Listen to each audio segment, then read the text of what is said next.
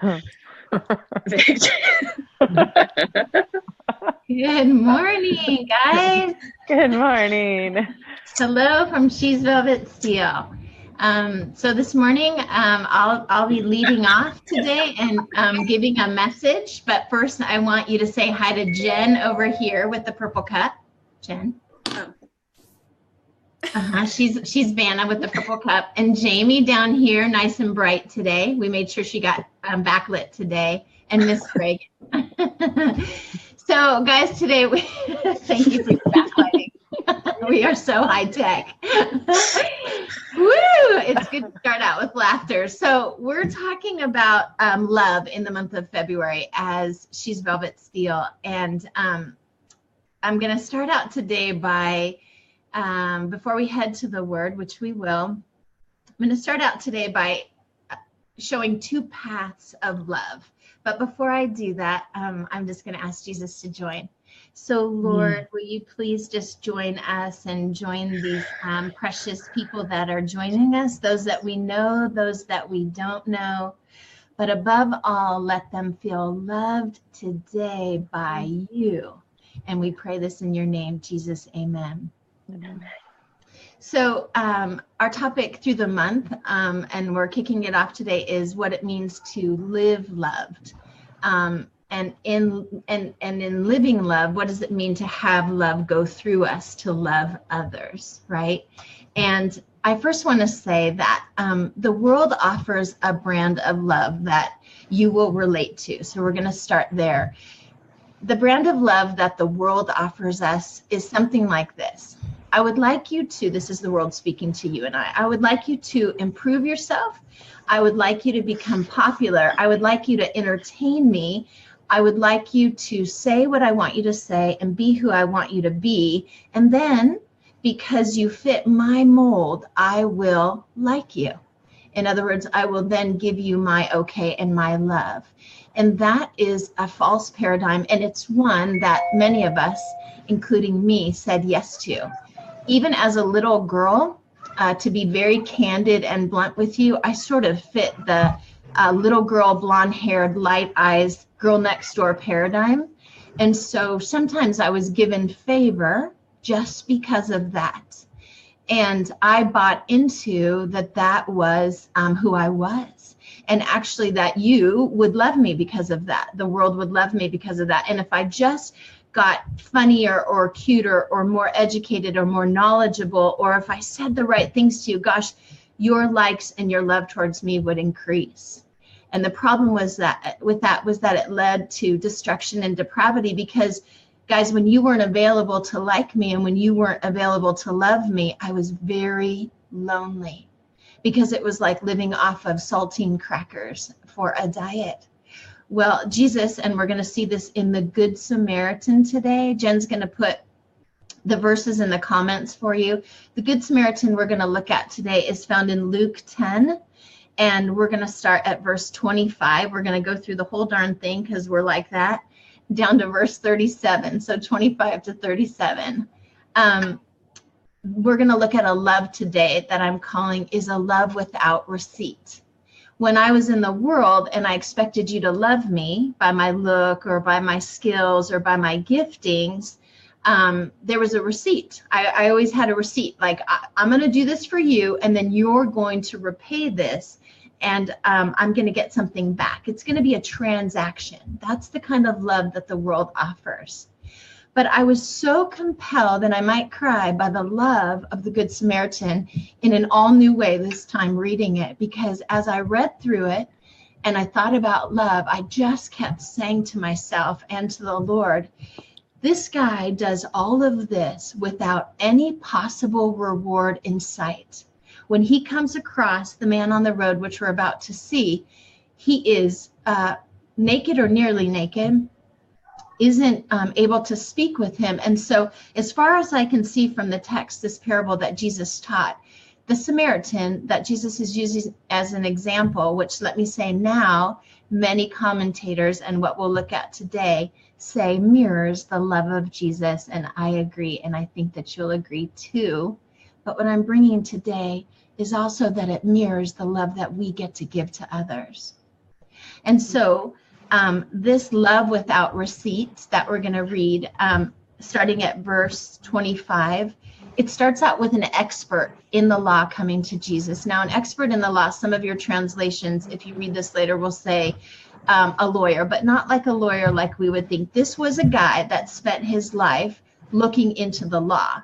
So the irony is he's a law guy and he's asking Jesus about a law. And the irony that you'll see right away is that he actually knows the answer to his own question.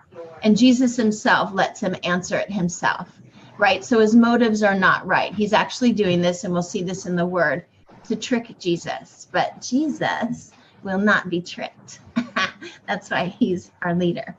On one occasion, verse 25, an expert in the law stood up to test Jesus. Teacher, he asked, what must I do to inherit eternal life? And I love Jesus. He responds with a question. Very common for rabbis. That's how they taught. What is written in the law? He replied. Jesus replies. How do you read it? And he answered, so here's our expert. Love the Lord your God with all your heart and with all your soul and with all your strength and with all your mind, and love your neighbor as yourself. So this expert in the law was able to take the 10 commandments and whittle them down to 2 verses. The first 4 commandments are based on loving God. The last 6 are based on loving people. So he's a smart guy. He does a really good job. And Jesus commends him really. And he says, you have answered correctly, Jesus replied. I want you to notice what he says here. Jesus says, do this and you will live. Gosh, we could park here for a couple hours, but we're going to just say just this for today. The expert of the law came to Jesus wanting law, and Jesus gave him law. So true for you and I. When I want to live pharisaical or according to laws, Jesus will let me do that, and he will keep me there. Many commentators say right here, there's a turn in this parable where Jesus is hoping that this expert in the law will understand that he himself cannot do what he just said, that he would need the power of God to do that. But the expert of the law does not get that yet. We know that because he asks a second question. We do this with the Lord too. We're like, yeah, but let's keep going, Jesus, because we don't see yet what we need to see. But the good teacher, Jesus, helps us to see what we want to see, just like he does this guy. So here in verse 29, but he, meaning the expert, wanted to justify himself. So he asked Jesus, and who is my neighbor? Do we not so often want to justify ourselves to the Lord? And specifically in the context here, one of the applications is that the expert is saying, I realize I need to love people, but I want to pick and choose who. I want to justify those that I will love and not love. Okay, Jesus is the smartest person that ever walked this earth. And in this story, you're going to see that because the protagonist or the hero of the story that we're about to read, Jesus picks so carefully. He picks an enemy to Jesus. He picks the hero. He picks the hero. The protagonist is going to be an enemy to the Jewish expert. And that would be extremely challenging. And the short answer is that Jesus does the same for us. He will ask us to love those that we perceive as our enemies. And so that is clearly our neighbor. And it's everyone close to us too. It's husbands, wives, and kids. But we can't forget, in the context of the love that is without receipt in this parable, Jesus is clearly from the front end asking us to love those that we don't agree with, we wouldn't normally hang with, and we don't like at all. Huge. It's just not a good guy doing a good thing. There's so much more to it, so much more texture to why Jesus tells this parable. So here we go. Let's read the full parable. In reply, Jesus said, a man was going down from Jerusalem to Jericho when he was attacked by robbers. That road from Jerusalem to Jericho, guys, was known to be extremely treacherous. It it was known to have people hidden and attacking people. That robberies happened a ton there. So the Jewish expert would have already been, context, rough road. What's that guy walking alone on that road for? Okay. So Jerusalem to Jericho, rough area, rough part of town, let's say. And when he was attacked by robbers, they stripped him of his clothes, beat him, and went away, leaving him half dead. Verse 31, a priest happened to be going down the same road, and when he saw the man, he passed by on the other side. A priest would be a big deal to the expert in the law, right? Those are the guys that he runs with. Priests in that time also held a lot of political power. So many commentators will say Jesus was also addressing that sometimes politically we will keep our hands off others. We will say, I don't agree with your politics, so I'm going to go around you to the other side, and I certainly don't have to like you, and I surely don't have to help you. No bueno. That's my little bit of Spanish for you. Just kidding. 4 years in high school. Okay, so so to a Levite, when he came to the place and saw him pass by on the other side. So Levite, again, would have been a big deal to this expert in the law, because the Levites were priests.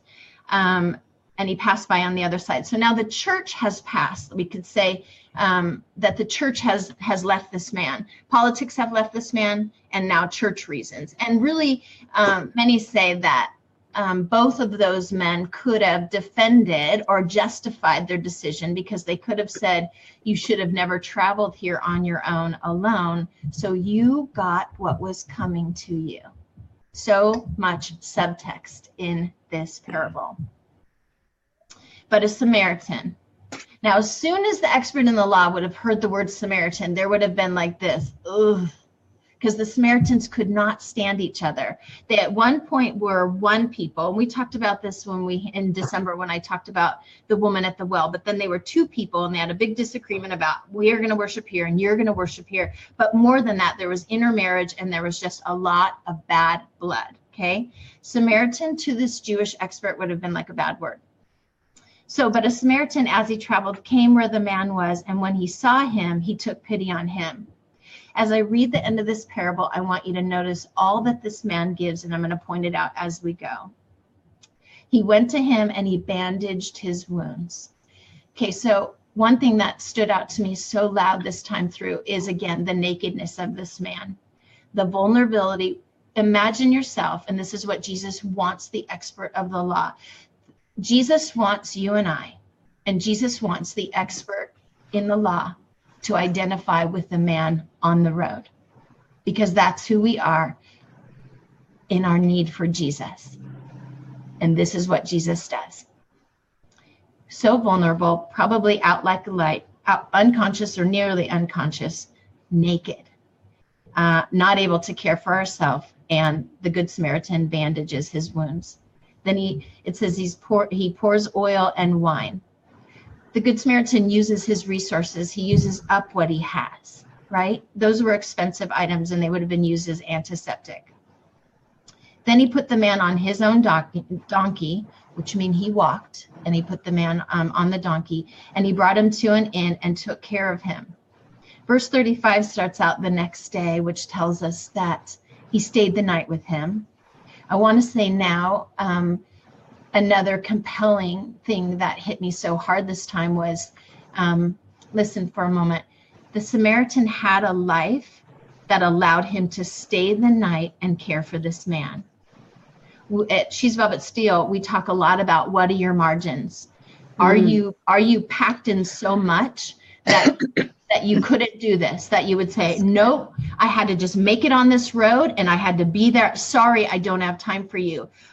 Even if this man, this Samaritan, had stuff to get to, he was able and willing to drop it for the higher need, which was to care for this man.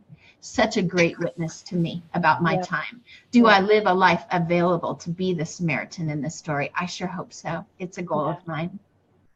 So then he brings him to an inn, and he took care of him, like I said, overnight. Verse 35, the next day he took out 2 denarii and gave them to the innkeeper. I want you to know that's about 2 months of help. So he paid for this gentleman to be helped for 2 months.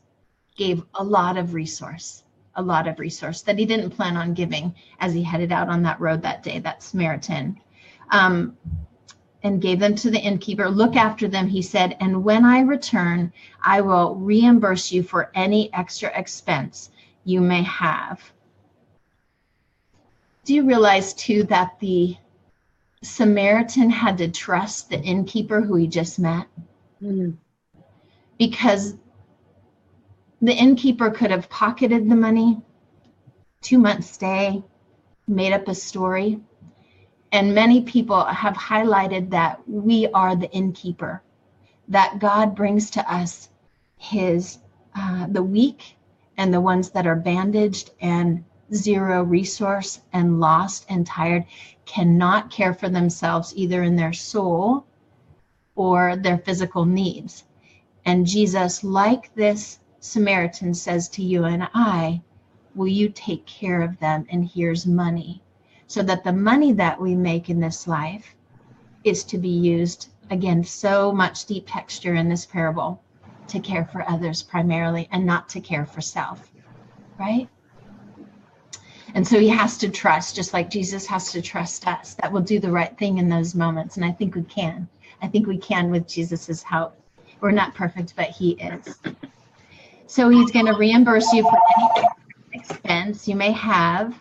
And then again, verse 36, which of these, so now Jesus is readdressing our expert in the law, which of these three do you think was a neighbor to the man who fell into the hands of the robbers?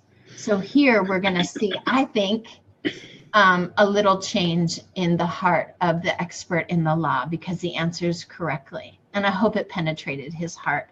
I know it's penetrating my heart, and I hope it's penetrating yours.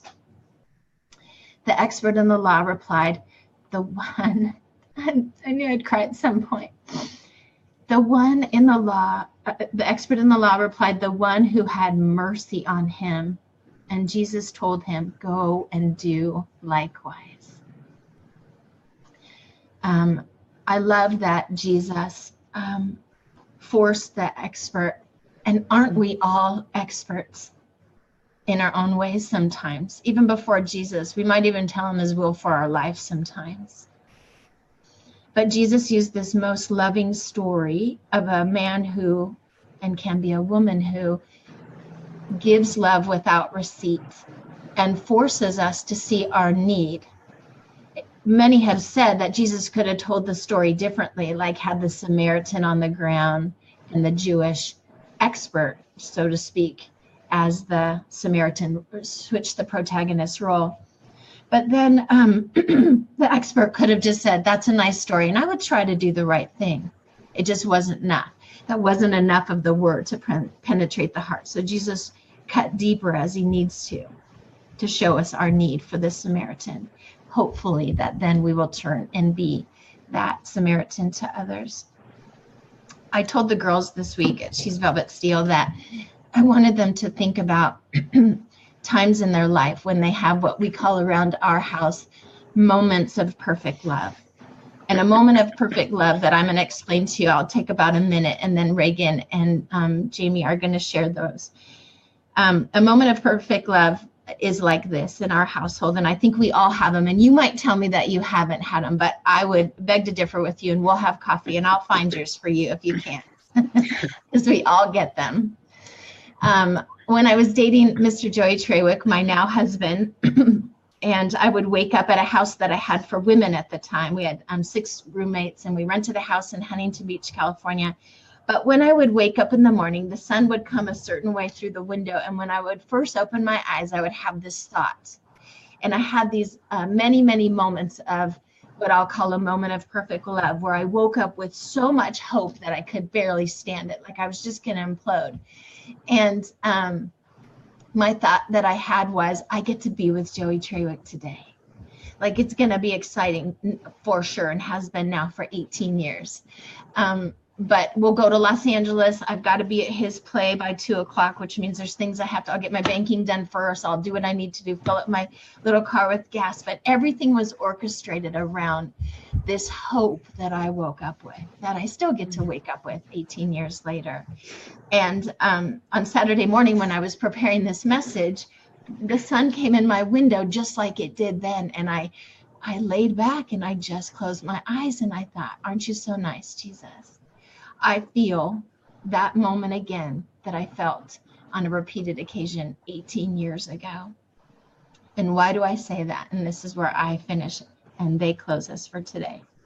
The Apostle Paul in Philippians 4:8 tells us to focus on things that are true, noble, right, pure, lovely, admirable, and of good report.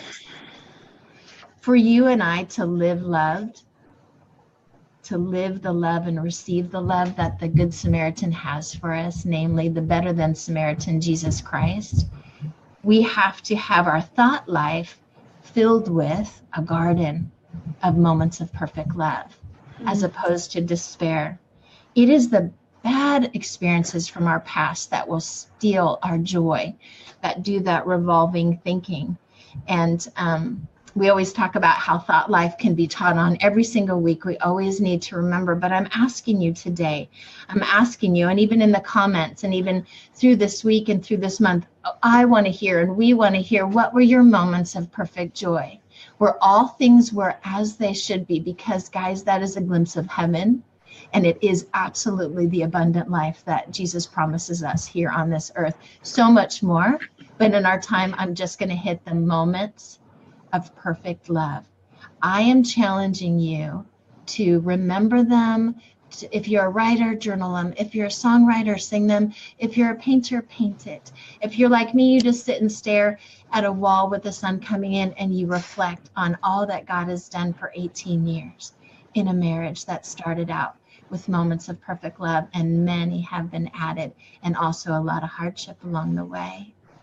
And that's my encouragement to you, echoing back to love the Lord God with all your heart and your soul, strength, and with your mind. Please love the Lord with your mind and celebrate those perfect moments. And so Reagan and then Jamie, I would love to hear what perfect love moments you could relate to us.